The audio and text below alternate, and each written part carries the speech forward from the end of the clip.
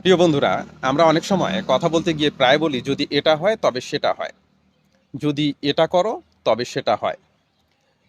যে বাক্যগুলো চিরন্তন সত্য, যেমন যদি সূর্য উঠে তবে আলো হয়, যদি তরকারিতে লবণ মিশাও তবে স্বাদ হয়, এই ধরনের বাক্যগুলোকে বলা হয় শূন্য কন্ডিশন বা জিরো কন্ডিশনাল। এই বাক্যগুলো ইংরেজিতে রূপান্তর করতে হলে আমাদেরকে একটি গঠন অনুসরণ করতে হয়। সেটি হলো, বাক্যের শুরুতে আমাদেরকে ইফ ব্যবহার করতে হয়। যেমন বাংলায় আমরা যদি ব্যবহার করি ইফের পরিবর্তে, এরপরে প্রেজেন্ট সিম্পল তথা প্রেজেন্ট ইনডিফিনিট ব্যবহার করতে হয়, তারপরে আবারও প্রেজেন্ট ইনডিফিনিট ব্যবহার করতে হয়।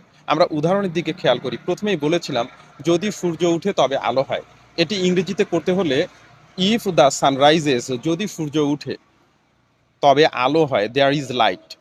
আবার আরও একটি উদাহরণ দিয়ে বিষয়টি পরিষ্কার করতে পারি। যেমন, যদি তুমি সবুজ বাতি দেখো তবে যাও, if you see the green light you go. এই যে প্রথম অংশটা বললাম, if you see the green light, যদি তুমি সবুজ বাতি জ্বলতে দেখো, ইউ গো, তুমি যাও। দ্বিতীয় অংশ প্রথম অংশ উভয় অংশ প্রেজেন্ট ইনডিফিনিট এবং শুধুমাত্র বাক্যের শুরুতে ইফ ব্যবহার করেছি। তাহলে এই স্ট্রাকচারটি অনুসরণ করে আমরা আরও অনেক বাক্য তৈরি করতে পারি। আশা করি এই অংশটুকু আপনারা বুঝতে পেরেছেন। বুঝতে না পারলে বারবার দেখুন ভিডিওটি। এরপরে চলে আসি ভিডিওটির মূল আকর্ষণ, মূল কেন্দ্রবিন্দু, যেটিকে আমরা প্রথম কন্ডিশনাল বাক্য বলি। সেটি করতে হলে আমাদেরকে তার পূর্বে কিছু উদাহরণ বুঝে নেওয়া যাক। যেমন আমরা প্রায় বলি, যদি তুমি আসো তবে আমি যাব, যদি তুমি খাও তবে আমি খাবো। এই বাক্যগুলো একটি কাজের সাথে আরেকটি কাজের সম্পৃক্ততা বা শর্ত জুড়ে দেওয়া হয়। এই বাক্যগুলো করতে হলে আমাদেরকে ফার্স্ট কন্ডিশনাল স্ট্রাকচারটি অনুসরণ করতে হয়। সেটি কি? বাক্যের শুরুতে ইফ ব্যবহার করতে হবে। ইফ ব্যবহার করার পরে প্রেজেন্ট ইনডিফিনিট বা প্রেজেন্ট সিম্পল প্লাস দ্বিতীয় অংশ ফিউচার ইনডিফিনিট। পুরো গঠনটা যদি বিস্তারিত ব্যাখ্যা করে বলি, তাহলে বাক্যের শুরুতে ইফ প্লাস সাবজেক্ট প্লাস ভার্বের প্রেজেন্ট ফর্ম প্লাস দ্বিতীয় অংশ। এই দ্বিতীয় অংশ হলো, আপনি যাকে বলছেন, ধরে নিই ইউ, ইউ প্লাস শ্যাল বা উইল ব্যবহৃত হবে, এরপরে ভার্ব। উদাহরণ দিয়ে বিষয়টি আবারও ক্লিয়ার করি।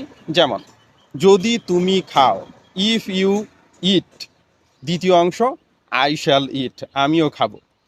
যদি তুমি যাও, ইফ ইউ গো, দ্বিতীয় অংশ আই শ্যাল গো, তবে আমিও যাব। আরও উদাহরণ আমরা দেখতে পারি, ইফ ইউ ওয়ার্ক হার্ড, যদি তুমি কঠোর পরিশ্রম করো, you will pass in the exam, তুমি পরীক্ষায় পাশ করবে। আশা করি বাক্যটি খুব ভালোভাবেই বুঝে গেছেন এবং স্ট্রাকচারটি কীভাবে ফলো করতে হয় সেটিও বুঝেছেন। না বুঝলে ভিডিওটি প্রয়োজনে বারবার দেখুন, যত বেশি দেখবেন তত বেশি বুঝবেন। আবারও উদাহরণ দিই, if you if you do, যদি তুমি করো, আই শ্যাল ডু, আমিও করব।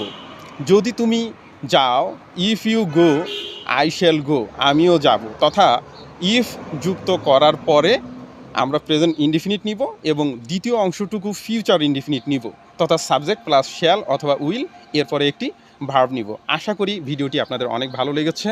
ভালো লাগলে অবশ্যই লাইক কমেন্ট শেয়ার করে দিবেন এবং আমার সাথে যুক্ত থাকবেন, কারণ এই ভিডিওটির দ্বিতীয় অংশ পার্ট 2 সেকেন্ড কন্ডিশন এবং থার্ড কন্ডিশন নিয়ে অচিরেই ফিরে আসছি। ভালো থাকবেন। আসসালামু আলাইকুম।